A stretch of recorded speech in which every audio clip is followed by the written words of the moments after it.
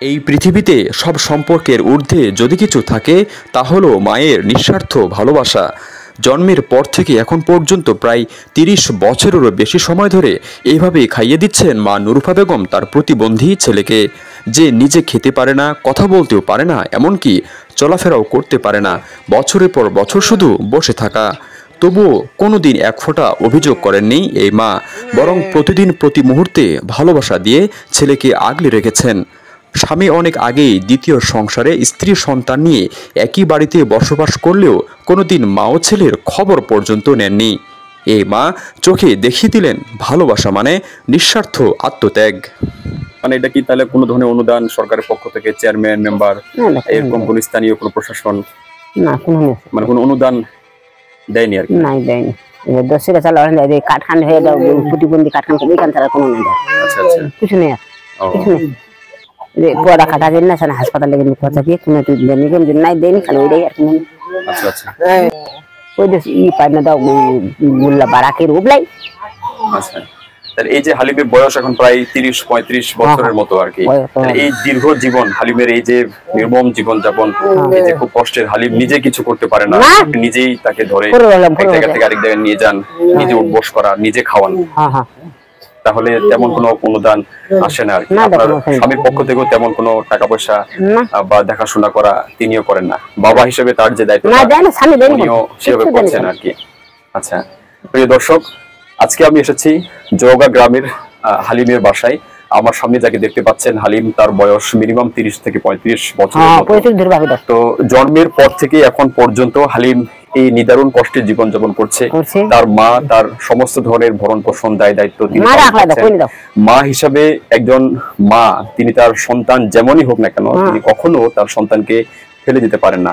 হালিমের এই নিদারুণ কষ্টের জীবন, এটা সত্যি অনেক কষ্টের, সত্যি বড় নিদারুণ।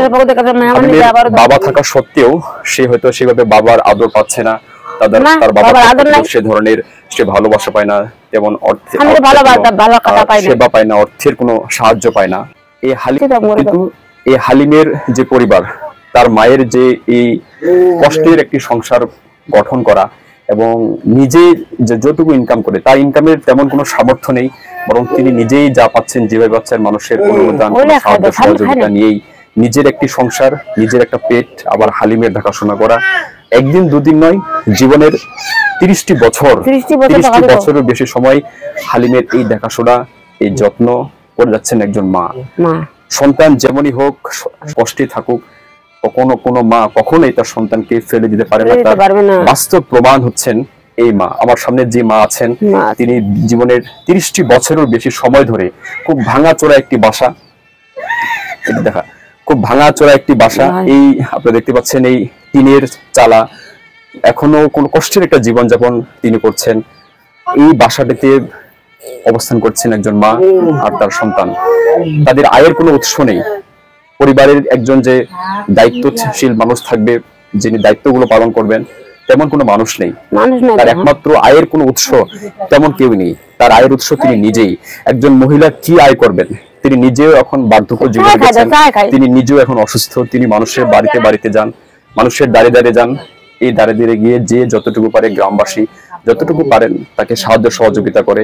সেই সাহায্য সহযোগিতার অর্থ দিয়ে তিনি নিজের পেট চালান এবং তার একমাত্র তার যখন সন্তান, যিনি প্রায় ৩০টি বছরের বেশি সময় ধরে পঙ্গুত্ব জীবনযাপন করছেন, তবু হালিমের মুখে একটু হাসি, একটু খাবার তুলে দিতে মরিয়া থাকেন এই মা।